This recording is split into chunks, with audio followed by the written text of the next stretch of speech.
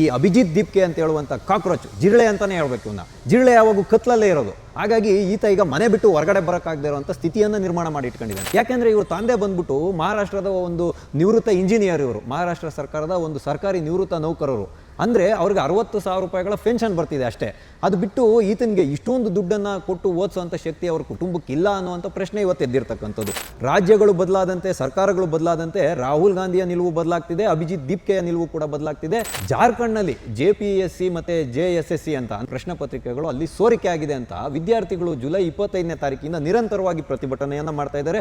ಬೋರ್ಗರೆಯುವ ಮಳೆಯಲ್ಲಿ ಅವರಿಗೆ ಒಂದು ಟೆಂಟನ್ನು ಹಾಕೋಣಂಥ ವ್ಯವಸ್ಥೆಯನ್ನು ಕೂಡ ಸರ್ಕಾರ ಮಾಡಿಕೊಟ್ಟಿಲ್ಲ. ಅಂದರೆ ನೈಜವಾದ ಪ್ರತಿಭಟನೆ. ಯಾಕೆಂದರೆ ಅಲ್ಲಿರುವಂಥ ವಿದ್ಯಾರ್ಥಿಗಳು ಏನು ಹೇಳ್ತಿದ್ದಾರೆ ಅಂದರೆ, ನಮ್ಮ ಪ್ರತಿಭಟನೆಯಲ್ಲಿ ಯಾರೇ ರಾಜಕೀಯದ ಲಾಭವನ್ನು ಪಡಿಬಾರ್ದು, ನಾವು ಅವರನ್ನು ಸೇರಿಸ್ಕೊಳ್ಳಲ್ಲ, ರಾಷ್ಟ್ರ ವಿರೋಧಿ ಹೇಳಿಕೆಗಳು ಬರಬಾರ್ದು, ಘೋಷಣೆಗಳು ಕೂಗಬಾರ್ದು, ಅಂಥವ್ರನ್ನ ನಾವು ಹತ್ರಕ್ಕೂ ಬಿಟ್ಕೊಳ್ಳಲ್ಲ ಅಂತ ಅವರ ಮನೆಗಳಿಂದ ಅಕ್ಕಿಯನ್ನು ಕಳಿಸ್ಕೊಟ್ಟಿದ್ರಲ್ಲಿ ಊಟವನ್ನು ಮಾಡ್ಕೊಂಡು 1 ಹೊತ್ತು 2 ಹೊತ್ತು ಊಟವನ್ನು ಮಾಡ್ಕೊಂಡು ಅವರು ನಿರಂತರವಾಗಿ ಅನಿರ್ದಿಷ್ಟಾವಧಿಗೆ ಇವತ್ತು ಪ್ರತಿಭಟನೆಯನ್ನು ಕೈಗೊಳ್ತಿದ್ದಾರೆ. ಅಭಿಜಿತ್ ದೀಪ್ಕೆ ಇದನ್ನಲ್ಲ, ಈತ ಫೋನನ್ನು ಮಾಡಿ ಮಾತಾಡಿ, ನಾವು ನೈತಿಕವಾಗಿ ಅಷ್ಟೇ ನಿಮಗೆ ಬೆಂಬಲವನ್ನು ಕೊಡ್ಬೋದು, ನಾನು ಇವಾಗ ರಾಂಚಿಗೆ ತಲುಪಲಿಕ್ಕೆ ಸಾಧ್ಯ ಆಗ್ತಾ ಇಲ್ಲ, ಯಾಕೆ ಅಂದರೆ ನನಗೆ ಟೈಫಾಯ್ಡ್ ಬಂದು ಒಕ್ಕರಿಸ್ಕೊಂಡ್ಬಿಟ್ಟಿದೆ ಅಂತ. ನೋಡಿ, ಈ ಕಾಕ್ರೋಚ್ಗೆ ಬರಬಾರದು ಟೈಫಾಯ್ಡ್ ಬಂದು ಒಕ್ಕರಿಸ್ಕೊಂಡ್ಬಿಟ್ಟಿದೆ. ಈ 9 ಜನ ಅಪ್ರಾಪ್ತರು ಬಂದು ಅಲ್ಲಿ ದಾಳಿಯನ್ನು ನಡೆಸುವಂಥ ಸಂಭವ ಇತ್ತು ಅಂತ ಹೇಳುವಂಥ ಒಂದು ಹೇಳಿಕೆಯನ್ನು ಇವಾಗ ಪಂಜಾಬ್ನ ಪೊಲೀಸರು ಕೊಟ್ಟಿರ್ತಕ್ಕಂಥದ್ದು. 9 ಜನ ಅಪ್ರಾಪ್ತರಿಗೆ ಈ ಒಂದು ಪಿಸ್ತೂಲು, ಗುಂಡುಗಳು ಮತ್ತು ಪೆಟ್ರೋಲ್ ಬಾಂಬ್ಗಳನ್ನು ಎಸೆಯುವಂಥ ಟ್ರೈನಿಂಗನ್ನು ಕೊಡಲಾಗಿತ್ತು. ವಿದೇಶದ ಹ್ಯಾಂಡ್ಲರ್ಗಳು ಕೂತ್ಕೊಂಡು ಇವರಿಗೆ ತರಬೇತಿಯನ್ನು ಕೊಡ್ತಿದ್ರು. ಪ್ರಿಯಾಂಕಾ ಖರ್ಗೆ ಅವರು ಆಡೋ ಮಾತೇನ್ರಿ ಅದು? ಅಂದರೆ ವಿದ್ಯಾರ್ಥಿಗಳಲ್ಲೂ ಕೂಡ ಇವರು ಕಾಂಗ್ರೆಸ್ಸು, ಇವರು BJP, ಇವರು ಬೇರೆ ಬೇರೆ ಸ್ಥಳೀಯ ಪಕ್ಷಗಳ ವಿದ್ಯಾರ್ಥಿಗಳು ಅಂತ ಏನಾದರೂ ಇದೆಯಾ? 25 ದಿನ ನೀವು ಉಪವಾಸ ಕೂತ್ಕೊಳ್ಳಿ, ಆಮೇಲೆ ಲಾಠಿ ಚಾರ್ಜನ್ನು ಮಾಡ್ತೀವಿ, ಲಾಠಿ ಚಾರ್ಜನ್ನು ಮಾಡಿದಾದ್ಮೇಲೆ ಬೇಕಾದ್ರೆ ನಾವು ರಾಜೀನಾಮೆಯನ್ನು ಕೊಡುವಂತಹ ಒಂದು ಪ್ರಯತ್ನವನ್ನು ಮಾಡ್ತೀವಿ ಅಂತ ತೇಲಿಸ್ಬಿಡ್ತಾರಲ್ರಿ ಇವರು. ಚಾತ್ರೋಂಕಿ ಗೂಂಜ್ ಕಾರ್ಯಕ್ರಮದಲ್ಲಿ ಇವ್ರು ಇವಾಗ ಘೋಷಣೆ ಮಾಡ್ಲಿಕ್ಕೆ ಹೊರಟಿರೋದೇನು ಅಂದರೆ 8ನೇ ತಾರೀಕು ನೌಕರಿ ನಹಿ ಮಿಲೇಗಾತು ಸಿಂಹಾಸನ್ ಹಿಲೇಗಾ ಅಂತೆ. ರಾಹುಲ್ ಗಾಂಧಿ ಅವ್ರಿಗೆ ಹೇಳಿ ಕೇಳಿ ವಿದ್ಯಾರ್ಥಿಗಳ ಭವಿಷ್ಯವನ್ನು ಕಟ್ಕೊಂಡು ಏನೂ ಆಗಬೇಕಾಗಿಲ್ಲ. ವಿದ್ಯಾರ್ಥಿಗಳ ನೀಟ್ ಪ್ರಶ್ನೆ ಪತ್ರಿಕೆ ಇರ್ಬೋದು, CET ಪ್ರಶ್ನೆ ಪತ್ರಿಕೆ ಇರ್ಬೋದು, ನೇಮಕಾತಿ ಪ್ರಶ್ನೆ ಪತ್ರಿಕೆ ಇರ್ಬೋದು, ಅವುಗಳು ಸೋರಿಕೆ ಆದರೂ ಏನೂ ಆಗಬೇಕಾಗಿದ್ದಿಲ್ಲ. ಆದರೆ ರಾಹುಲ್ ಗಾಂಧಿ ಅವರಿಗೆ ಬೇಕಾಗಿರ್ತಕ್ಕಂಥದ್ದು ತನ್ನ ಪಕ್ಷಕ್ಕೆ ಬೇಕಾಗಿರುವಂಥ ಮತಗಳನ್ನು ಕ್ರೋಢೀಕರಣ ಮಾಡ್ಕೊಳ್ಬೇಕು, ಅದು ಯಾವುದಾದ್ರೂ ರೀತಿಯಲ್ಲಾಗಿ. ಕರ್ನಾಟಕ ಒಂದರಲ್ಲಿ 2.5 ಲಕ್ಷ ಇದೆ, ಬೇರೆ ಬೇರೆ ರಾಜ್ಯಗಳದು ಸೇರಿಸಿದ್ರೆ ಹೆಚ್ಚು ಕಡಿಮೆ ಒಂದು 10 ಲಕ್ಷ ಸರ್ಕಾರಿ ಉದ್ಯೋಗಗಳು ಕೊಳಿತ ಬಿದ್ದಿದೆ. ಅವುಗಳಲ್ಲಿ ನೀವು ಹೇಳಿದಂಥ ಮೀಸಲಾತಿಯನ್ನು ಜಾರಿಗೆ ತಂದು ಆ ವಿದ್ಯಾರ್ಥಿಗಳಿಗೆ ಒಂದು ನೇಮಕಾತಿಯನ್ನು ಅಕ್ರಮ ನಡೆದಿದೆ ಮಾಡಿಕೊಡೋದ್ರಲ್ಲಿ ನೀವು ಗಮನವನ್ನು ತೋರಿಸಿ. ನಿಮ್ಮ ಆಡಳಿತಾರೂಢ ರಾಜ್ಯಗಳಲ್ಲಿ ಮಾಡಿ ತೋರಿಸ್ಬಿಟ್ಟು ಆಮೇಲೆ ನೀವು ನರೇಂದ್ರ ಮೋದಿಯವರ ಸಿಂಹಾಸನವನ್ನು ಅಳಗಾಡಿಸ್ಲಿಕ್ಕೆ ಹೋಗೋರಂತೆ. ಯಾಕೆ ಅಂತ ಹೇಳಿದ್ರೆ ಇಲ್ಲಿ ಗಬ್ಬೆದ್ದು ನಾಡ್ತಾ ಇದೆ ರೀ. ಕರ್ನಾಟಕ ರಾಜ್ಯದಲ್ಲಿ ಒಂದು 25 OMR ಶೀಟಲ್ಲಿ, ಆನ್ಸರ್ ಶೀಟಲ್ಲಿ 25 ಮಾರ್ಕ್ ಹಾಕೋದಕ್ಕೆ 1.5 ಕೋಟಿ ಬೇಡಿಕೆ ಅಂತ ಸರ್ಕಾರಿ ನೇಮಕಾತಿಗಳಲ್ಲಿ. ದನಗಳು ಡಾಕ್ಟರ್ ಆಗೋದಕ್ಕೆ 80 ಲಕ್ಷ ಲಂಚ ಬೇಡಿಕೆ ಎಲ್ಲ ಇಟ್ಟಿರೋದೆಲ್ಲ ಬೆಳಕಿಗೆ ಬಂದಿದೆ. CID ತನಿಖೆ ಬೇಡ ನಮಗೆ, CBIಗೆ ವಹಿಸಿ ಅಂತ ಜಾರ್ಖಂಡಲ್ಲಿ ಇರ್ಬೋದು, ಇಲ್ಲೂ ಇರ್ಬೋದು. ಅಂದರೆ ನಿಮ್ಮ ಕಣ್ಣಿಗೆ ಯಾರು ನೈಜ ವಿದ್ಯಾರ್ಥಿಗಳು ಹೋರಾಟ ಮಾಡ್ತಿದ್ದಾರೆ ಅವರು ನಿಮ್ಮ ಕಣ್ಣಿಗೆ ಕಾಣಿಸೋದೇ ಇಲ್ವಾ? ಇಲ್ಲ ನಿಮ್ಮ ಕಣ್ಗೇನಾದರೂ ಕಪ್ಪು ಪಟ್ಟಿನ ಕಟ್ಕೊಂಡಿದ್ದೀರಾ?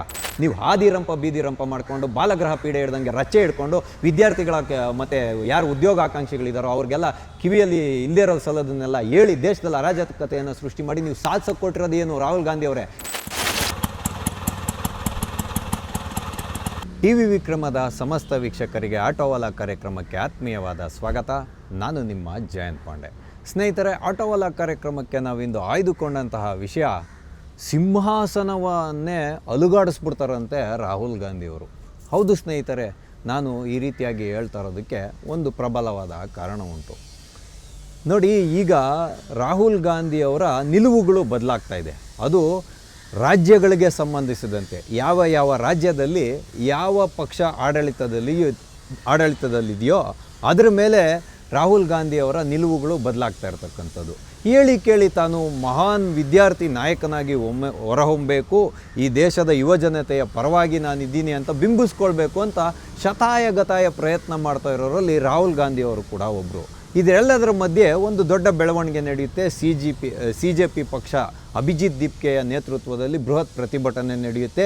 ನೀಟ್ನ ಪ್ರಶ್ನೆ ಪತ್ರಿಕೆಯ ಸೋರಿಕೆಯನ್ನು ಇಟ್ಕೊಂಡು ಸರ್ಕಾರದ ಮುಂದೆ 3-4 ಬೇಡಿಕೆಯನ್ನು ಇಟ್ಟ ನಂತರ ಇವಾಗ ಆ ಒಂದು ಪ್ರತಿಭಟನೆಯನ್ನು ಹಿಂಪಡೆದಿದ್ದಾರೆ. ಆದರೆ ಇವರ ಎಲ್ಲರ ಒಂದು ಕುಟಿಲತನ ಏನಿತ್ತಲ್ಲ, ಇವರೇನೇನು ಕುತಂತ್ರಗಳನ್ನ ಮಾಡ್ತಾಯಿದ್ರು, ಇವರು ಯಾವ ರೀತಿ ತೆರೆಮರೆಯ ಹಿಂದೆಗಡೆ ಏರ್ಪಾಡುಗಳನ್ನ ಮಾಡ್ಕೊಳ್ತಿದ್ರು, ಅದಿವತ್ತು ಜಗಜ್ಜಾಗೀರಾಗಿ ಈ ಅಭಿಜಿತ್ ದೀಪ್ಕೆ ಅಂತ ಹೇಳುವಂಥ ಕಾಕ್ರೋಚ್ ಜಿರಳೆ ಅಂತಲೇ ಹೇಳ್ಬೇಕು. ಇವನ್ನ ಜಿರಳೆ ಯಾವಾಗೂ ಕತ್ಲಲ್ಲೇ ಇರೋದು. ಹಾಗಾಗಿ ಈತ ಈಗ ಮನೆ ಬಿಟ್ಟು ಹೊರಗಡೆ ಬರೋಕ್ಕಾಗದೇ ಇರೋವಂಥ ಸ್ಥಿತಿಯನ್ನು ನಿರ್ಮಾಣ ಮಾಡಿ ಇಟ್ಕೊಂಡಿದ್ದಾನೆ. ಅವನು ಸೌರವ್ ಅಂತೂ ದೆಹಲಿಯನ್ನು ಬಿಟ್ಬಿಟ್ಟು ಹೋಗಿ ಈ ಅಭಿಜಿತ್ ದೀಪ್ಕೆಯ ಸಂಭಾಜಿನಗರದಲ್ಲಿರೋ ಮನೆಯಲ್ಲಿ ಕೂತ್ಕೊಂಡು ಈ ರತ್ನ ಇವರು ಎಲ್ಲ ಆಶುತೋಷ್ ರಾಂಕ ಇನ್ನೂ ಹಲವಾರು ಜನ ಏನಿದ್ದಾರೆ ಹೋಗಿ ಇವನ ಮನೆ ಅಭಿಜಿತ್ ದೀಪ್ಕೆಯ ಮನೆಯಲ್ಲಿ ಬೈಠಕನ್ನು ಮಾಡ್ತಾ ಇರ್ತಕ್ಕಂಥ ಸಭೆ ಮಾಡ್ತಿದ್ದಾರೆ. ಏನಂತ ಮುಂದಿನ ಇವರ ತಂತ್ರಗಾರಿಕೆ ಏನಿರಬೇಕು, ಯಾವ ವಿಷಯಕ್ಕೋಸ್ಕರ ನಾವು ಹೋರಾಟವನ್ನು ಮಾಡಬೇಕು, ಮತ್ತು ಸರ್ಕಾರದ ಮೇಲೆ ನರೇಂದ್ರ ಮೋದಿ ಅವರ ನೇತೃತ್ವದ NDA ಸರ್ಕಾರದ ಮೇಲೆ ಒತ್ತಡವನ್ನು ಏರುವಂಥ ಒಂದು ಗುಂಪಾಗಿ ಉಳಿಬೇಕು, ನಾವು ರಾಜಕೀಯ ಪಕ್ಷವಾಗಿ ಮಾರ್ಪಾಡಾಗಬಾರ್ದು ಅನ್ನೋದು ಇವರ ನಿಲುವು. ಆದರೆ ಈ ಅಭಿಜಿತ್ ದೀಪ್ಕೆಯ ಕುರಿತಾಗಿ ಇವತ್ತು ಇವನ ಎಲ್ಲ ಈ ಅಕ್ರಮಗಳೇನಿದೆಯಲ್ಲ ಇವೆಲ್ಲ ಬಯಲಿಗೆ ಬರೋಕ್ಕೆ ಸ್ಟಾರ್ಟ್ ಆಗಿಬಿಟ್ಟಿದೆ. ಯಾಕೆಂದರೆ ಈತ ಬೋಸ್ಟನ್ ಯೂನಿವರ್ಸಿಟಿ ಅಮೇರಿಕಾದಲ್ಲಿ ಓದ್ತಾ ಇರ್ತಕ್ಕಂಥದ್ದು. ಅಲ್ಲಿ ಓದಬೇಕಂದ್ರೆ ಸರಿಸುಮಾರು ವಿಮೆ ಇರ್ಬೋದು, ಆತನ ಖರ್ಚುಗಳಿರ್ಬೋದು, ಅಥವಾ ಅವನು ಕಟ್ಟುವಂಥ ಶುಲ್ಕ ಇರ್ಬೋದು ವಿಶ್ವವಿದ್ಯಾನಿಲಯಕ್ಕೆ 1.5 ಕೋಟಿ ರೂಪಾಯಿಗೂ ಮಿಗಿಲಾಗಿ ಬೇಕಾಗುತ್ತೆ ದುಡ್ಡು ಅಂತ. ಹತ್ರ ಸರಿಸುಮಾರು 1.5 ಕೋಟಿ ಬೇಕಾಗುತ್ತೆ. ಅಷ್ಟು ಹಣ ಅಭಿಜಿತ್ ದೀಪ್ಕೆಗೆ ಎಲ್ಲಿಂದ ಬಂತು, ಇದರಿಂದ ಯಾರು ಪ್ರಾಯೋಜಕತ್ವವನ್ನು ಕೊಡ್ತಿದ್ದಾರೆ ಅನ್ನುವಂಥ ಪ್ರಶ್ನೆಗಳೆದ್ದಿದ್ದಾರೆ ಇವತ್ತು. ಯಾಕೆಂದರೆ ಇವ್ರ ತಂದೆ ಬಂದ್ಬಿಟ್ಟು ಮಹಾರಾಷ್ಟ್ರದ ಒಂದು ನಿವೃತ್ತ ಇಂಜಿನಿಯರ್, ಇವರು ಮಹಾರಾಷ್ಟ್ರ ಸರ್ಕಾರದ ಒಂದು ಸರ್ಕಾರಿ ನಿವೃತ್ತ ನೌಕರರು. ಅಂದರೆ ಅವ್ರಿಗೆ 60,000 ರೂಪಾಯಿಗಳ ಪೆನ್ಷನ್ ಬರ್ತಿದೆ ಅಷ್ಟೇ. ಅದು ಬಿಟ್ಟು ಈತನಿಗೆ ಇಷ್ಟೊಂದು ದುಡ್ಡನ್ನು ಕೊಟ್ಟು ಓದಿಸೋಂಥ ಶಕ್ತಿ ಅವ್ರ ಕುಟುಂಬಕ್ಕಿಲ್ಲ ಅನ್ನುವಂಥ ಪ್ರಶ್ನೆ ಇವತ್ತು ಎದ್ದಿರ್ತಕ್ಕಂಥದ್ದು. ಹಾಗಾಗಿ ಸರ್ಕಾರ ಈತನ ಮೇಲೇ ನೇರವಾಗಿ ಇವತ್ತು ಕಠಿಣವಾದಂಥ ಕ್ರಮವನ್ನು ತಗೊಬೇಕು. ಆದರೆ ವಿಷಯ ಅದಲ್ಲ. ಅಂದರೆ ಇವ್ರು ಹೇಳಿ ಕೇಳಿ ಇವತ್ತು ರಾಜ್ಯಗಳು ಬದಲಾದಂತೆ, ಸರ್ಕಾರಗಳು ಬದಲಾದಂತೆ ರಾಹುಲ್ ಗಾಂಧಿಯ ನಿಲುವು ಬದಲಾಗ್ತಿದೆ, ಅಭಿಜಿತ್ ದೀಪ್ಕೆಯ ನಿಲುವು ಕೂಡ ಬದಲಾಗ್ತಿದೆ, ಸಮಾಜವಾದಿ ಪಾರ್ಟಿಯ ಅಖಿಲೇಶ್ ಯಾದವನ ನಿಲುವು ಬದಲಾಗುತ್ತೆ, ಕೇಜ್ರಿವಾಲ್ ಅವ್ರದ್ದು ಕೂಡ ನಿಲುವುಗಳು ಬದಲಾಗ್ತಿದೆ. ಈಗ ಹೇಳಿ ಕೇಳಿ ವಿದ್ಯಾರ್ಥಿ ಹೋರಾಟಗಳು ಕೇವಲ ದೆಹಲಿಯ ಜಂತರ್ ಮಂತರ್ನಲ್ಲಿ ಮಾತ್ರ ಏನ್ರಿ ನಡೆದಿದ್ದು.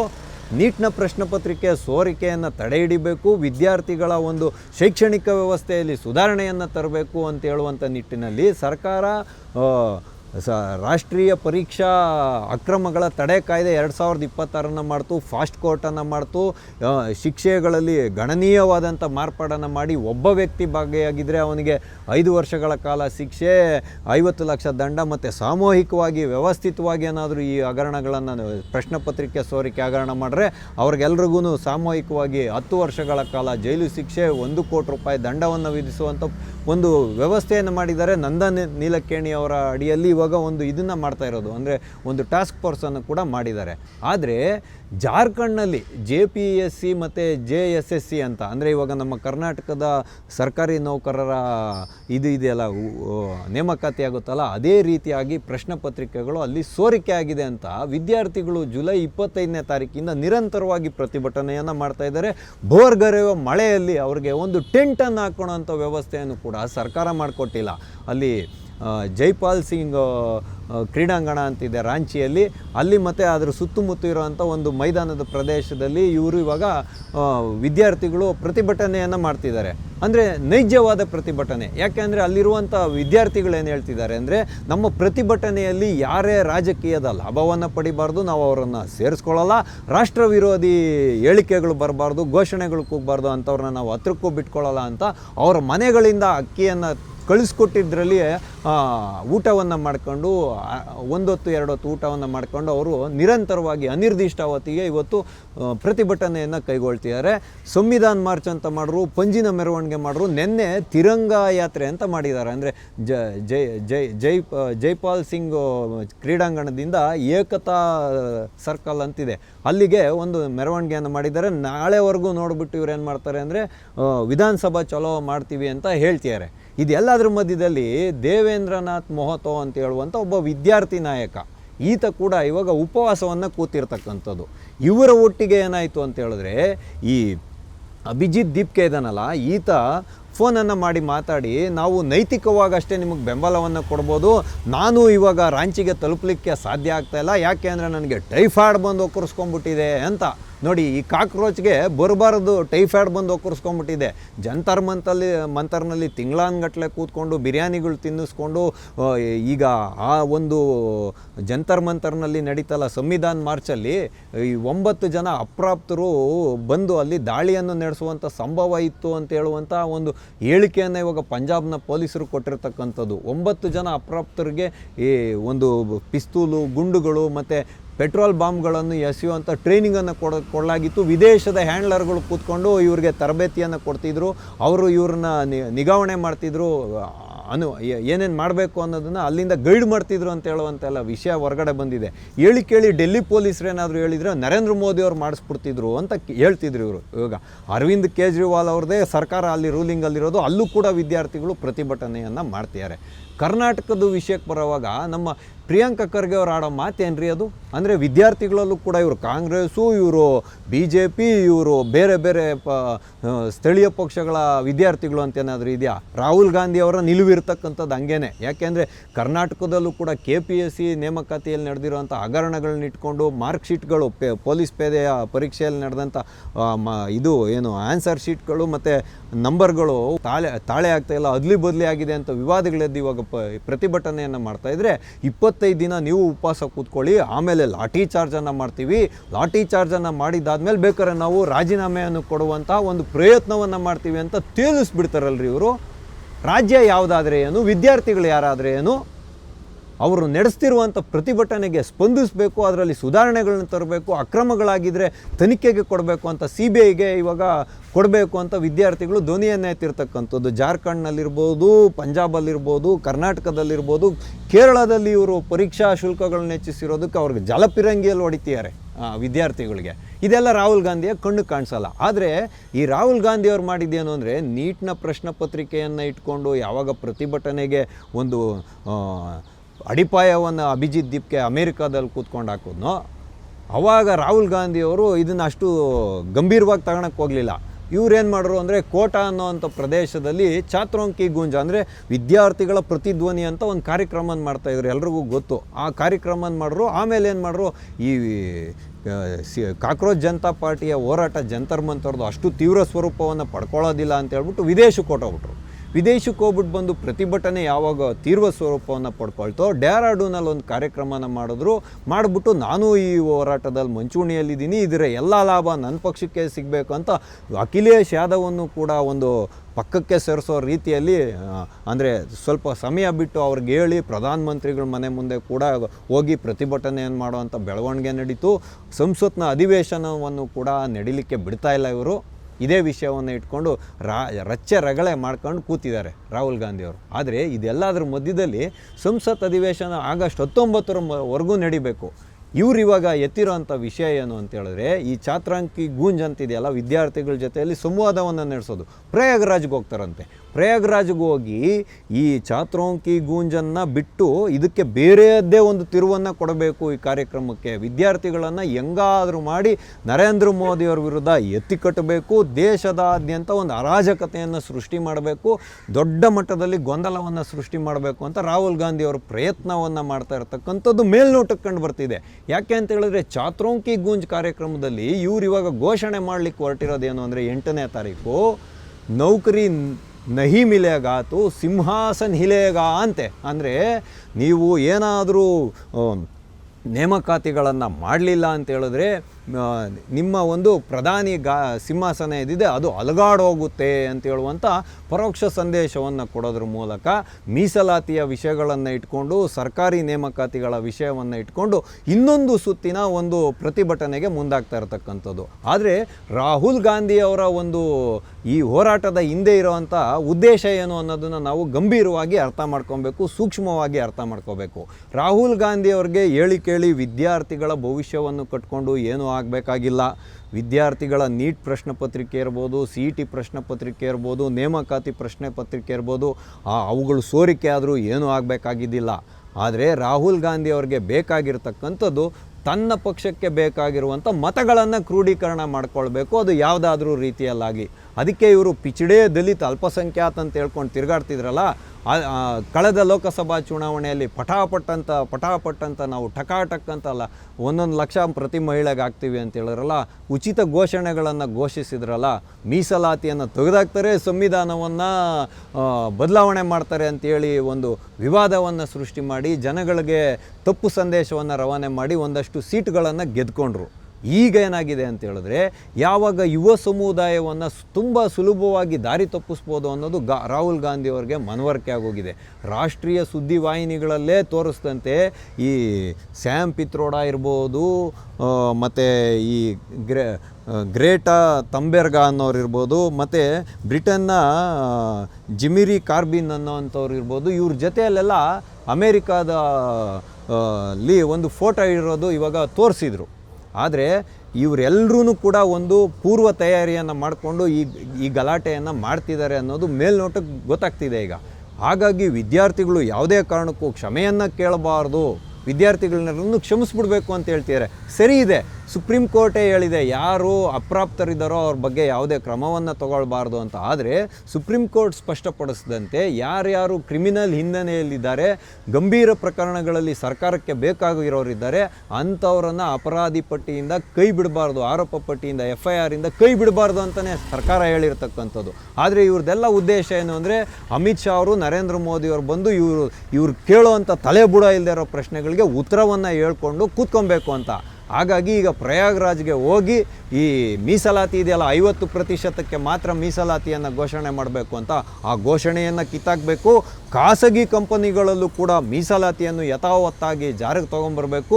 ಮೀಸಲಾತಿಯನ್ನು 60% ಇರ್ಬೋದು, 70% ಇರ್ಬೋದು, ರಾಜ್ಯ ಸರ್ಕಾರಗಳ ವಿವೇಚನೆಗೆ ಬಿಡಬೇಕು ಅಂತ ಈ ಮನುಷ್ಯ ಇವಾಗ ಗದ್ದಲವನ್ನು ಎಬ್ಬರಿಸಿ ದೇಶದಾದ್ಯಂತ ಒಂದು ಅಲ್ಲೋಲ ಕಲ್ಲೋಲವಾದ ಪರಿಸ್ಥಿತಿಯನ್ನು ನಿರ್ಮಾಣ ಮಾಡೋಕ್ಕೆ ಹೊರಟಿರೋದು ಅಂಥದ್ದೇ ಈ ಒಂದು ಏನು ಸಿಂಹಾಸನ್ ಹಿಲೇಗ ಅನ್ನುವಂಥ ಕಾರ್ಯಕ್ರಮಕ್ಕೆ ಒಂದು ಸ್ವರೂಪವನ್ನು ಸಿದ್ಧತೆ ಮಾಡ್ತಾ ಇರೋದು ಅನ್ನೋದು ಗೊತ್ತಾಗ್ತಿದೆ. ನೀವು ಮಾಡಿ, ಅದ್ರ ಬಗ್ಗೆ ಯಾರಿಗೂ ಎರಡು ನಕಾರ ಚಕಾರಗಳಿಲ್ಲ. ವಿದ್ಯಾರ್ಥಿಗಳು ಅಂದರೆ ವಿದ್ಯಾರ್ಥಿಗಳಲ್ಲೂ ಕೂಡ ನೀವು ಇವಾಗ ಕಾಂಗ್ರೆಸ್ಸು, BJP, JDS, ಸಮಾಜವಾದಿ ಪಾರ್ಟಿ ಅಂತ ವಿಂಗಡಿಸ್ಲಿಕ್ಕೆ ಹೊರಟಿದ್ದೀರಲ್ಲ, ಅದು ಇಲ್ಲಿ ಕೇಳಬೇಕಾಗಿರುವಂಥ ಪ್ರಶ್ನೆ. ನೋಡಿ ರಾಹುಲ್ ಗಾಂಧಿ ಅವರೇ, ನಿಮ್ಗೇನಾದರೂ ಅಲ್ಪ ಸ್ವಲ್ಪವಾದರೂ ನೈತಿಕತೆ ಅನ್ನೋದು ಉಳಿದಿದೆ ಅನ್ನೋದಾದರೆ, ಈ ಭಾರತದ ಸಮಸ್ತ 140 ಕೋಟಿ ಜನರ ಮುಂದೆ ನೀವು ಬೆತ್ತಲಾಗಬಾರ್ದು ಅನ್ನೋಂಥ ಮಾನಸಿಕತೆ ನಿಮ್ಗೇನಾದರೂ ಇದ್ದರೆ, ತಾಕತ್ತು ದಮ್ಮು ಅನ್ನೋದಿದ್ದರೆ, ಆಡಳಿತವು ಸುಸೂತ್ರವಾಗಿ ನಡಿಬೇಕು, ದೇಶವನ್ನು ಸುಭಿಕ್ಷಗೊಳಿಸಬೇಕು ಅನ್ನೋದಾದರೆ, ತೆಲಂಗಾಣದಲ್ಲಿರ್ಬೋದು ನಿಮ್ಮದೇ ಸರ್ಕಾರ ಆಡಳಿತದಲ್ಲಿದೆ, ಹಿಮಾಚಲ್ ಪ್ರದೇಶದಲ್ಲಿ ನಿಮ್ಮದೇ ಸರ್ಕಾರ ಆಡಳಿತದಲ್ಲಿದೆ, ಕೇರಳದಲ್ಲಿ ನಿಮ್ಮದೇ ಸರ್ಕಾರ ಆಡಳಿತದಲ್ಲಿದೆ, ತಮಿಳುನಾಡಿನಲ್ಲಿ ನಿಮ್ಮ ಒಂದು ಸಮ್ಮಿಶ್ರ ಸರ್ಕಾರ ಆಡಳಿತದಲ್ಲಿರ್ತಕ್ಕಂಥದ್ದು, ಕರ್ನಾಟಕದಲ್ಲಿ ಸುಭದ್ರವಾದ ಸರ್ಕಾರ ಇದೆ. ಈ ಎಲ್ಲ ರಾಜ್ಯಗಳಲ್ಲಿ ಲಕ್ಷಾಂತರ ಅಂದರೆ ಕರ್ನಾಟಕ ಒಂದರಲ್ಲೇ 2.5 ಲಕ್ಷ ಇದೆ. ಬೇರೆ ಬೇರೆ ರಾಜ್ಯಗಳದು ಸೇರಿಸಿದ್ರೆ ಹೆಚ್ಚು ಕಡಿಮೆ ಒಂದು 10 ಲಕ್ಷ ಸರ್ಕಾರಿ ಉದ್ಯೋಗಗಳು ಕೊಳಿತಾ ಬಿದ್ದಿದೆ. ಅವುಗಳಲ್ಲಿ ನೀವು ಹೇಳಿದಂಥ ಮೀಸಲಾತಿಯನ್ನು ಜಾರಿಗೆ ತಂದು ಆ ವಿದ್ಯಾರ್ಥಿಗಳಿಗೆ ಒಂದು ನೇಮಕಾತಿಯನ್ನು ಅಕ್ರಮ ನಡೆದೆ ಮಾಡಿಕೊಡೋದ್ರಲ್ಲಿ ನೀವು ಗಮನವನ್ನು ತೋರಿಸಿ. ನಿಮ್ಮ ಆಡಳಿತಾರೂಢ ರಾಜ್ಯಗಳಲ್ಲಿ ಮಾಡಿ ತೋರಿಸ್ಬಿಟ್ಟು ಆಮೇಲೆ ನೀವು ನರೇಂದ್ರ ಮೋದಿಯವರ ಸಿಂಹಾಸನವನ್ನು ಅಳಗಾಡಿಸ್ಲಿಕ್ಕೆ ಹೋಗೋರಂತೆ.